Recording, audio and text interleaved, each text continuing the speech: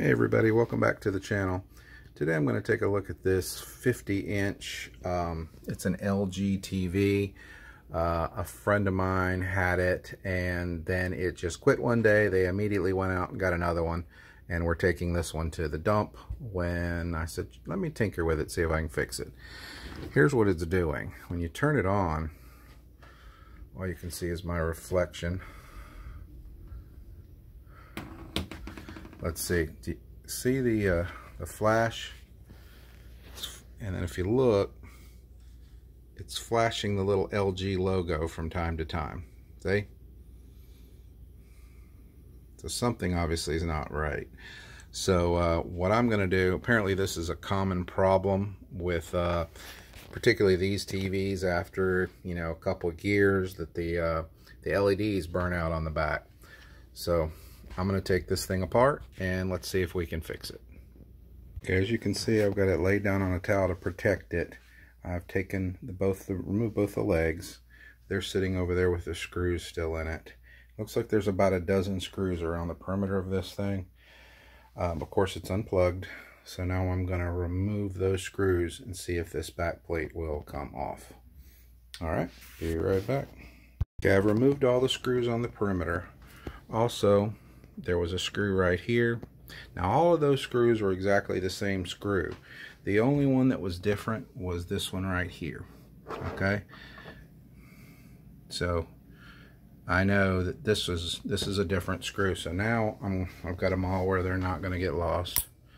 And as you can see, this is it's already starting to lift up. All right, so I'm going to need both hands. I'll take this off and we'll see what it looks like inside. Missed one right there. That screw was also an oddball screw. It matched the screw that came out of right there. So that should be easy to remember. Now the back of the TV looks real good. There's no reason to think there was anything wrong with it. It wasn't kept outside. It was just a regular house in their living room, and just one day stopped working. I don't see any signs of any kind of shorts or burnouts in here. By the way, safety tip, just be sure that when you if you're trying this yourself, that it's remained unplugged for a while to give time for the capacitors in here to discharge. Otherwise you could get hurt. Now it's been unplugged for probably 15 minutes, so I'm not worried about it now. All right, the thing that I need though is I need to see the other side of this. I'm not an electrician. I'm not going through and trying to test each circuit. The most common problem with these are the LEDs on the other side of this aluminum. So I'm going to go around the edge here, and you see how there's a little screw right there. There's screws around the perimeter, and I'm going to need to do that and probably remove these as well to be able to get this thing where I can flip it over and be able to see the LEDs on the other side. So I'm going to get started on that, and then I'll be back with you when there's something to see. I removed all the screws around the perimeter that I could see, and now what I'm doing is I started to lift this up. You know, there's not really many places to hold. I'm gently trying to coax it up. But if you look right here, see how the metal locks into the plastic? So what I'm going to have to do is go around here. Let's see, there's a closer one right here to see. This one right here. And I'm just going to have to either get a small screwdriver, or I may even just be able to take my fingernail, take a fingernail and just pull that out as I'm lifting up. And I'm going to try that and see if I can't coax this thing up. I'm not going to be surprised if it's not still connected through this. Obviously this is well, maybe not obviously. That's one speaker. That's the other speaker. And this is your power on and off if you didn't use your remote. So there may be some screws in there, and I'll come back and show you if they are. In the meantime, I'm going to just work around and see if I can pop this off. Depending on how it's built, it may come right off. Okay, rather than go any further, I'm going to go ahead and pull that screw and that screw. which will hopefully just lift this thing off, and maybe I can see what's going on underneath there. I don't want to put too much pressure on and potentially break something and have it not go back together right. So patience. Okay, that thing just lifted right off with the 2 screws, and I'm glad I bothered to do it, because right there is the culprit. Don't see any other screws, so I'm going to pull that one out. I'm sure I'll have to disconnect these at some point, these ribbon cables, but you never know, maybe not. So I'll pull that out and we'll see where we're at. To my surprise, these speakers aren't even attached. I mean, they're connected, don't get me wrong, but they're not screwed in. They just have a little rubber nub that pops in those holes. So these things aren't even screwed on. So I'm going to go ahead and likewise the on-off switch, just for a little bit of simplicity when I try to flip this thing over, and so that doesn't happen. I'm going to go ahead and disconnect both speakers, disconnect this, and I'll label right and left if these plugs are not labeled. Obviously this says left hand because from the front it would be your left hand, and I'll mark that and pull this stuff out of the way so I can see what I'm doing a little better. Likewise, put the 2 silver screws that go with this over there where my screws are so they don't get lost. Okay, I'm moving methodically through this. I took off the speaker and I labeled it what it says for the right hand speaker, and then this would be the left hand speaker from the viewing side, so I labeled that. I went ahead and removed these metal panels that were down here, like this was down here. Interesting thing, they have a little notation on it, right side. So I circled that because I barely noticed that, and I put one over here, left side, and then I've got these 2 silver screws from each. I'll put them where the screws go, and if they're too similar to the other screws, I'll mark them, or I may just take those 2 screws and just tape them to that. That's probably what I'll do. Yep, all right, and I'll keep moving through this. Looks like I could take this metal trim, this aluminum trim off, but I don't think that's going to get me where I need to go. I believe that these 2 things, I don't know what they are, but they're made to pop out of here. Okay, and they look like they go with the screen in the front. So I'm going to go ahead and gently disconnect these 2 ribbon cables. Normally there's like a little locking mechanism, and the top just flips up and you can take it off. I haven't fiddled with it yet to see, or I may just disconnect it on the bottom if it looks like it's going to be easier to do that, so that I won't have to disconnect all of these. I'll just disconnect this main one. Hopefully this will just pop up and go with the screen. I'm trying to avoid tipping and turning this thing, 10 times, because I know there's several layers of things in here. There's light diffusers and screen and all that, and I don't want to have to restack them if I can avoid it. So what I'd like to do is just to take just this metal piece off and leave the stack all right where it's at, so I don't have to worry about restacking it correctly and having it all line up just right.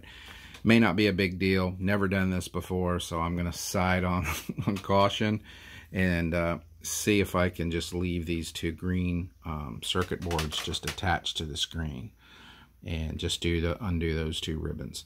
So I'll see how that goes, and we'll be back. That indeed worked as I anticipated.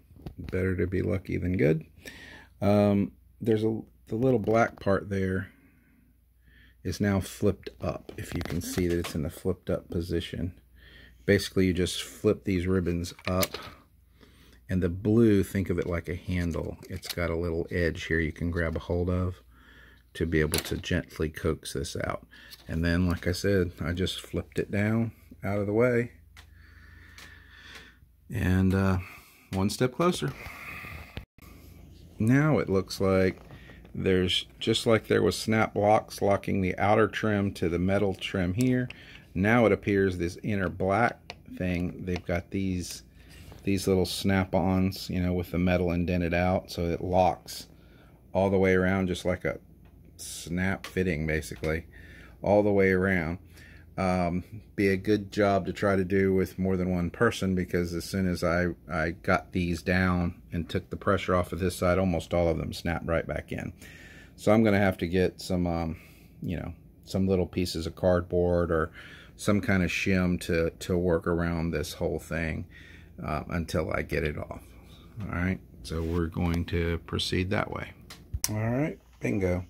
Once I worked around this whole edge, because I'm working on a towel, I was able to flip that edge of the towel and flip this placemat up underneath the edge to keep it up. And once I got all the way around, sorry for the moving, but this is what you end up with. All right, quite a few LEDs underneath these caps. Now I presume that I'm going to have to gently remove probably these things. I imagine is what holds the paper down. And we'll take a look at the strips underneath it, because it's not as simple as just popping these out and popping a new one in. I wish it was, but I don't believe it's that easy. All right, boy, there's a lot of LEDs on this screen, but I imagine there's strips underneath here. So I'm going to see about removing this, and then we'll be back. So far, so good. Okay. Indeed, these little plastic things they do two things. They hold the paper down, and I imagine the taller one probably holds the screen, you know, the right distance away from these LEDs. I've looked at the back of this, and if you can see how they slide to unlock, and the round ones like that, you just squeeze with a pair of pliers and pop back through. So this might actually be easier flipped, you know, the other way, or, well, ideally probably on end, but I don't guess there's an easy way to do that. Because those you probably want to work from both sides at once, but I don't know. But I'm at least going to flip it over. Unfortunately, you see there's some right here, which are in the middle of that circuit board. Not a big deal. If I have to remove it, looks like there's only, you know, just a few screws holding it on. So we'll see how it goes. May turn out they just slide off from the top and I don't have to touch this stuff.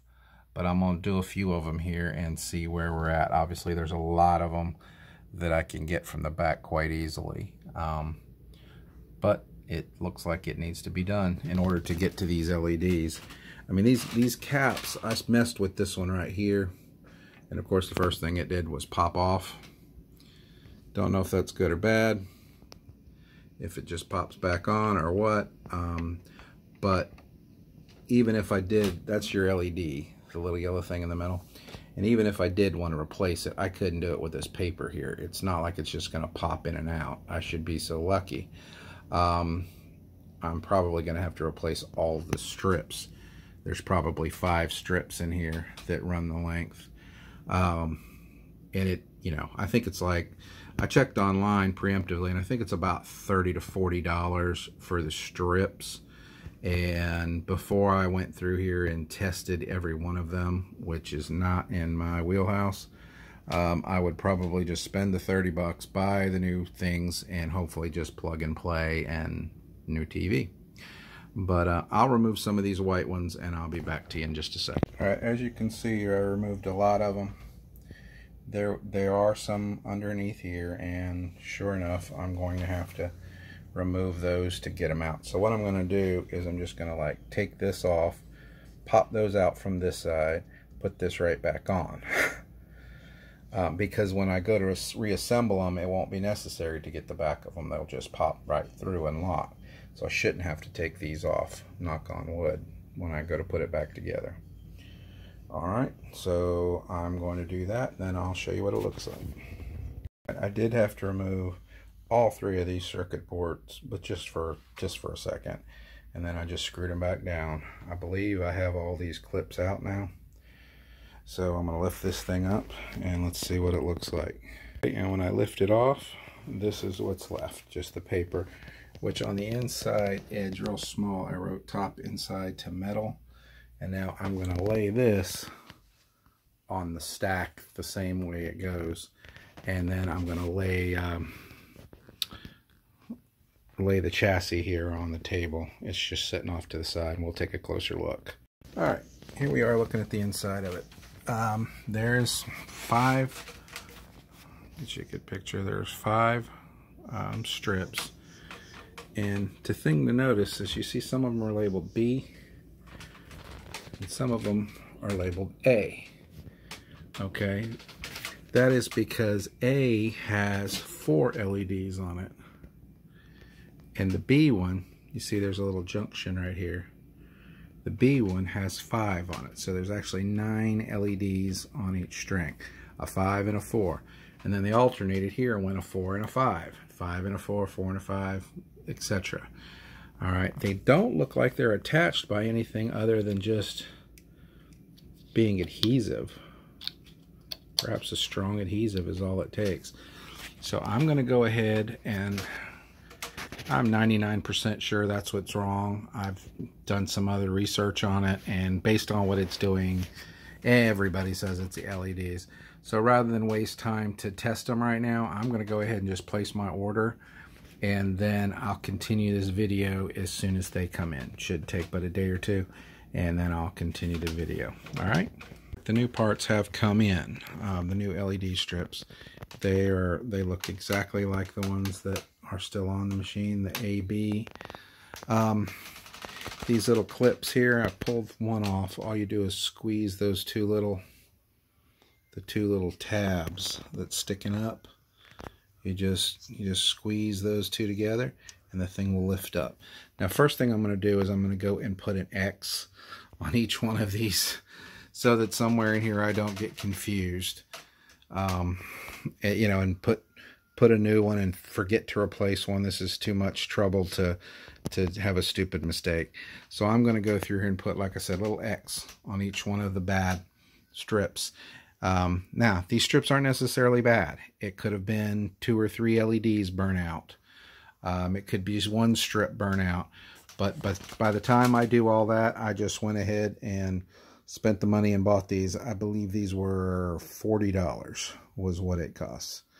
So we'll see if it was worth it here down the road. But the point of that is I'm not going to try to troubleshoot which was the burnout LED. I'm just going to replace all of these strips and assume they're bad. So I'll start removing them here. There is a little guide hole right there with a little nub that is going to make this a lot easier to get them lined up.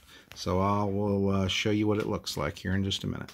It's worth noting that on the bottom strip, there's this little one. You see it just makes a loop. That does have to go back in or nothing's going to work. It would be easy to just miss that thing and throw it away when you replace this strip. But you need to put it back in just like that. You see how these others they bridge together, you know, to form a complete circuit. But this is the last one. So the power just needs to go back around that way. So don't forget that. As you can see, I've already pulled one out. And now I'm going to pull this one off and see how it goes putting the first one in. Alright, I have replaced all of these now. Was not a lot to it.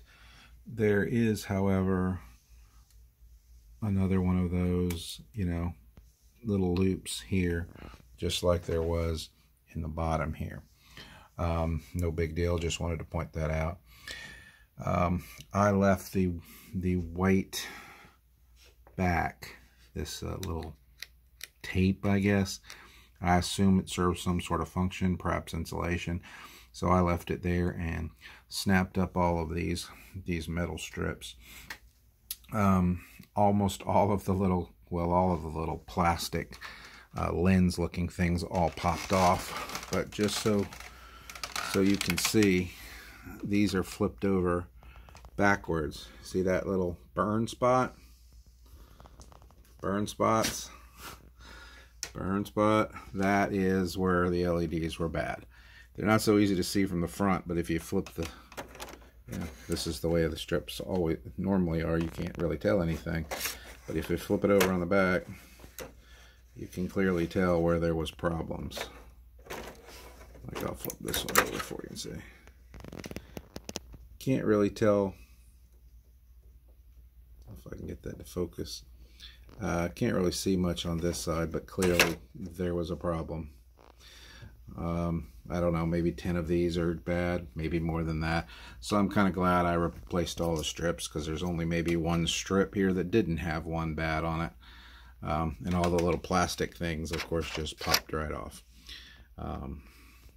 Anyway, all right, so now I'm gonna go back and use the piece of paper, put the paper back on. It's sitting over here. All right, I'm gonna put it back on here and put these little clips, these little white clips we took out, the little nubs. I'm gonna put them back in, and we'll see what that looks like. Something else to notice: the little round ones go in quite easily, but I didn't really notice this until I tried to do it wrong. It looks clear here, but you can't really tell when you're not on video that these holes are different sizes, and that got me looking. And if you notice, obviously those little slide things are different sized. That one there, that side is much bigger than that side. So what that means is you can't get these wrong. It may not go that way, it may actually go this way. Okay, so just be careful when you put them in that you go the right direction. Okay, it'll only go one way unless you really force it, and I started to, but I'm glad I didn't, or I would have messed it up. All right, so I'm going to put the rest of the slide ones in now. Okay, I got them in. They went in quite easily. Also, notice on the paper that there's a little slot for these little metal edges to hold the outside edge of the paper, so make sure you get all those in there.